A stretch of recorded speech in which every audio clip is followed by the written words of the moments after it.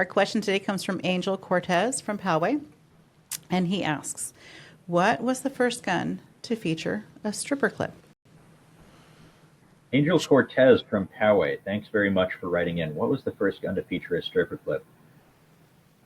That's a tricky one because that was one of those innovations where, well, let me back up a little bit.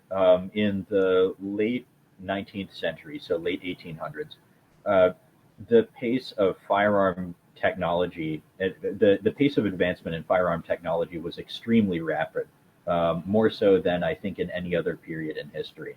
You had armies buying entirely new rifles to outfit all their infantrymen, and then 10 years later, all that stuff would be hopelessly obsolete, and they'd have to buy completely new stuff again. You had smokeless powder coming out, breech loaders, fixed ammunition in brass cases, the Spitzer bullet, bolt-action rifles becoming mainstream.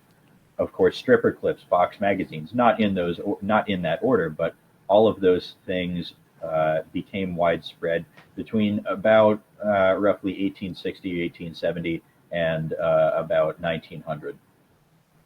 So the stripper clip was. Yeah. I want to say that it was a Mauser innovation. I know James Paris Lee developed the box magazine, but I don't know if he was the one who developed the clip that allows it to be conveniently loaded all at once. So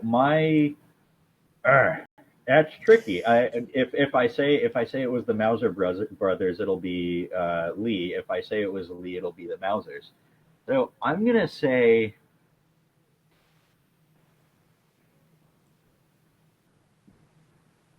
Gosh, this is tough. This is really tough. What about caliber? Yeah. By the way, they want a specific model. Oh, a specific model. Mm-hmm. So manufacturer and model. You know what? Okay. I know this is wrong. I'm going to say it was the Lee Metford. Final answer? Sure, let's go with it. All right. All right. Fire away. What's the answer? All right. You were on the right road to begin with. All right. So the first gun to feature a stripper clip loading system was the Mauser Model 1889, also known as the Belgian Mauser. Introduced in 1889, it was a stripper clip to load the 7.65 by 53 cartridges into its internal magazine, a significant innovation for bolt-action rifles at the time. Unfortunately, there.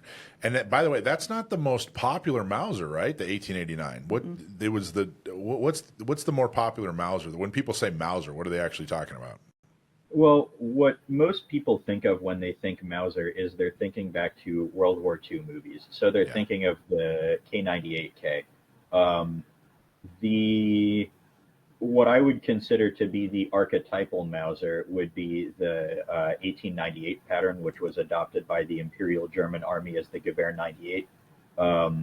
It lacks a few of the changes made during the interwar period, but it served as the basis for a lot of later rifle designs. In fact, a lot of American hunting rifles from before about the 60s or 70s were based on Mauser 98 pattern actions by way of the either the M1903 Springfield, which is based on a Mauser action. In fact, it's pretty much a direct copy of a 98 pattern Mauser. The M1917 Enfield, which also served as the basis for like the Remington Model 30 and some others, is similar to a Mauser action, though it uses a cock on close. Uses cock on close instead of cock on open, which is more of a British thing. But the 98 pattern was sort of the apex of all the refinements that Paul Mauser and his brother made to their bolt action system over the decades. A lot of and the 1889, by the way, was not semi-auto, right? It was bolt action. It was manual. Right. No. Yeah, all of these were bolt action rifles. Which is kind of weird to think about that you get a stripper clip for a bolt action. But you have the Winchester 30 is a bolt action 30-06 that has a little half moon cut in the action for a stripper clip. It's kind of, I don't know, it's kind of weird to think that you need a stripper clip in a hunting rifle or, a bolt action hunting rifle, but it was high tech back then. Well, yeah, what was important about the stripper clip for military use is it allowed for rapid reloading. So Yeah. before that, the way combat was done was you would have an officer in charge of a formation of men, and he would be ordering them to fire according to drill. So it was your stereotypical ready, aim, fire sort of thing. And the soldiers were instructed to single load. They would load up their magazine before combat, and then when they were fighting, they would single load, just one round fire, cycle the action, load in a new round, and so on and so forth, not even using the magazine. Many bolt action rifles had magazine cutoffs for that specific purpose, including the M1903.